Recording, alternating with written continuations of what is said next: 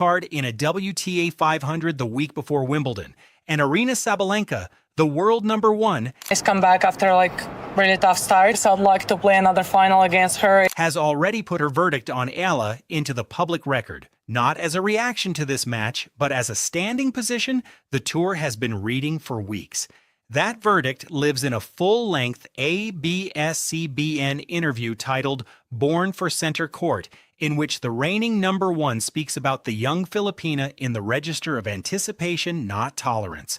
That interview is the frame around today's story, because what happened in Berlin between June 18th and June 20th, 2026 is the moment Sabalenka's private forecast became the tour's public accounting. Eala walked into Berlin ranked outside the top 30 unseeded, with one career top 10 win on grass.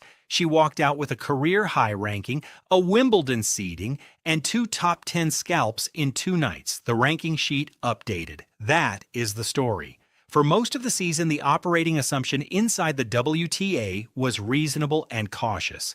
Alexandra Eala was a talented young player still translating juniors into seniors. She had a signature run, Miami 2025, 4 top 30 wins, including Iga Swiatek in the semifinal, but the tour's memory of that week was written in a specific handwriting. Outlier, hard court, fast conditions, home crowd energy from a diaspora that filled the stands, a talented player who caught fire once. Coming into Berlin, she had beaten exactly 1 top 10 player on any surface other than that Miami hard court, and she had never beaten one on grass. Her lifetime record against Czech players, a specific unglamorous data point that will matter later, was 1 win against 13 losses. She was, on paper, a player the top of the tour was watching, not planning around. Then Berlin happened. Not 1 shock, but 2. Not on her strongest surface, but on grass. Not against a fading name, but against the number 2 seed one night and the number 6 seed the next. And the question stopped being whether Miami was real. The question became whether Miami was the ceiling or the floor. Start with the score, because the score is the smallest true thing here. Eala defeated Aryna Sabalenka 6-3, 6-4 in the Berlin quarterfinal on June 19th into the early hours of June 20th, 2026 Manila time. 1 hour and 23 minutes, straight sets, first ever meeting between the two. Svitolina came in with a 35-9 record for the season, ranked number 8 in the world, seeded number 6 in Berlin, a former world number 3 with a 2018 WTA Finals title on her resume. This was not a lucky loser draw or a walkover into a depleted quarter. This was a top 10 player in form on a surface that historically rewards experience. And Eala closed her out from 5-4 in the second, a game Tracy Austin would later describe as the tightest window of the match. The scoreline understates it, but only because 24 hours earlier, she had already done something even harder. In the round of 16, Eala had beaten the number 2 seed, Elena Rybakina, 7-5, 6-4. Rybakina, 2022 Wimbledon champion, one of 3 or 4 cleanest ball strikers in the women's game. A player whose serve on grass is a genuine tour-level weapon. Eala took her out in straight sets on Rybakina's best surface. That is not a moment.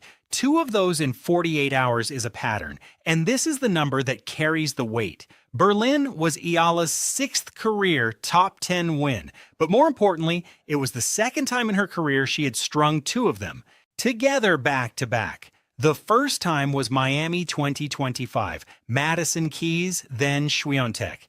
That's the last time we will mention Miami in this script, because the point is not to relitigate it. The point is that 15 months later, she did it again, on a completely different surface, against completely different opposition, in a completely different draw. One instance is an outlier. 2 instances, on 2 surfaces, against 4 different top 10 opponents, is the beginning of a shape. Take a breath here, because the numbers about how she won are as interesting as the fact that she won. Svitolina hit 4 aces in that quarterfinal. Eala hit 1. Svitolina is the more powerful server statistically and on a grass court that should matter. What actually decided the match was on the other side of the ball. Per ESPN's match report and Tennis Channel's broadcast analytics, Svitolina made 23 unforced errors to Eala's 9. Eala won 13 of the 22 first serve return points and 21 of the 42nd serve return points against a former world number 3 on grass. Her own first serve percentage sat at 69%, high enough to keep Svitolina from getting a rhythm on second ball attacks. In plain English, Eala did not out-hit Svitolina in Berlin. She out-returned her. She out-decided her. She played the point one shot longer than Svitolina wanted to. That's an important detail because the narrative that has been growing around Eala for 2 years is that she is a power hitter, a lefty who cracks the ball and wins on speed. Berlin argues the opposite. Berlin argues her game translates because it has a second layer underneath the first one. That second layer is what the authority in the sport picked up on immediately, and it's why the verdicts started stacking up before the towel had even dried on her shoulder. Tracy Austin has been inside women's tennis for 50 years, two-time U.S. Open champion, former world number 1, International Tennis Hall of Fame, class of 1992. When she calls a match for Tennis Channel, she is not there to hype young players. She is there to read what she sees. On the Berlin broadcast, immediately after the Svitolina match, she said this, as relayed by Tennis Head's on-site coverage. She has been so sturdy mentally. What an impressive last game. Down 0-30 and somehow found a way. Served well, did just enough variation with her serve, with her spins, driving the ball to make Svitolina feel uncomfortable. Svitolina with 23 unforced errors, just a tidy 9 for Eala.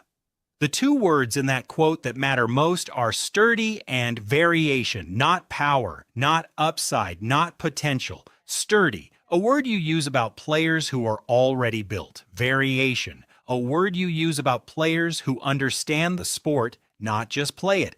That's Austin's read. And further up the food chain, the world number 1 has been on record about Alex Eala for months. Aryna Sabalenka's interview with ABS-CBN, titled Born for Center Court, is not a response to the Svitolina match. It is her standing public position, the reigning number 1 speaking about a player ranked in the 30s as someone the sport should expect to see on its biggest stages. That is the layer of validation the title of this video is pointing at. Sabalenka is not going off in anger. She is going on record. And now the ranking sheet reflects what those voices have been saying.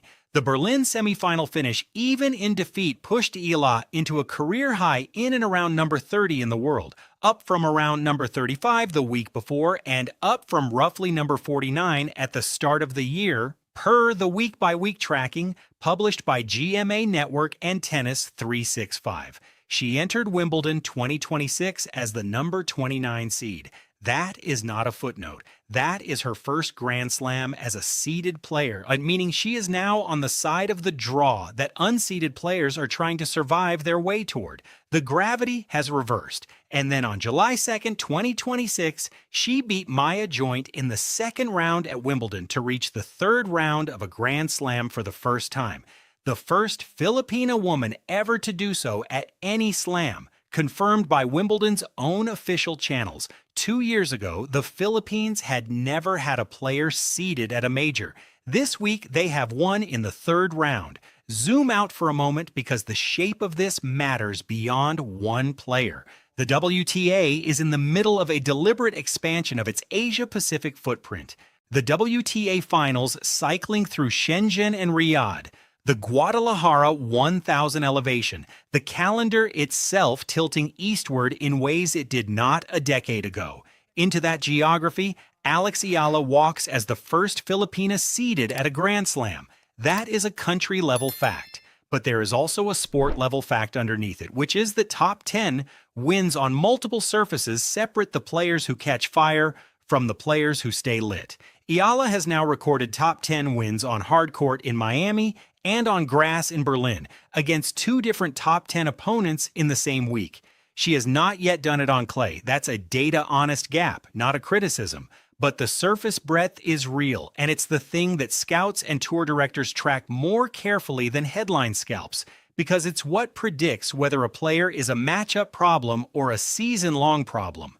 The room she has walked into this week, the seeding line at Wimbledon, numbers 1 through 32, is a specific room. Sabalenka is in it, Swiatek is in it, Rybakina is in it, Pegula is in it, Svitolina is in it, and Eala at number 29 is now in it too, not as a wild card invited to the edge of the photograph, but as a seeded name on the order of play, because that room is real, its ceiling is also real, and the same week that showed Eala's ceiling also showed where it currently stops. 24 hours after beating Svitolina, Eala played Linda Noskova in the Berlin semifinal and lost 2-6, 4-6. Noskova is a Czech player, number 13 in the world, and coming into that match, Eala's lifetime record against Czech players was 1 win and 12 losses, with the specific memory of losing to Noskova herself 6-2.